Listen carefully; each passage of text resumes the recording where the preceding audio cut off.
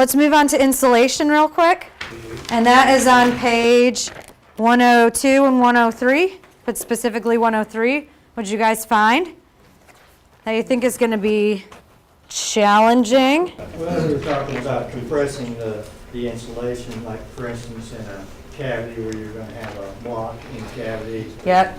And how to achieve that without losing your R factor. Yep. And cutting and notching the insulation obviously was the answer. It's going to be a little bit more challenging to cut and notch insulation. Yes, it is. It is. So installation.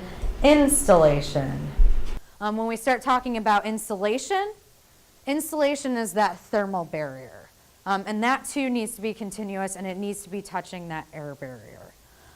So when we're talking about all these things and why you need to seal up all that stuff, that's why. So you decide you're going to go take a shower. The weather is like it is out there. How cold is it outside? That insulation is not in place. It's fallen down. So you are at your most vulnerable point. You're naked taking a shower. Do you want it to be cold in there? No. So we want to make sure that we're avoiding this sort of situation. And this gets back to, it does get back to energy loss, but it also does get to comfort in that case. Regarding insulation, you'll notice that supply work in unconditioned attics has to be insulated to R8.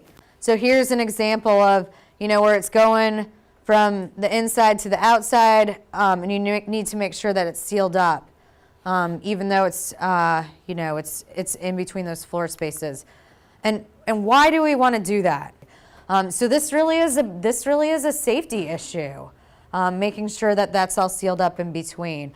And I know as someone with children that I want to make sure that this is sealed up, because I don't want any of those chemicals coming into my house.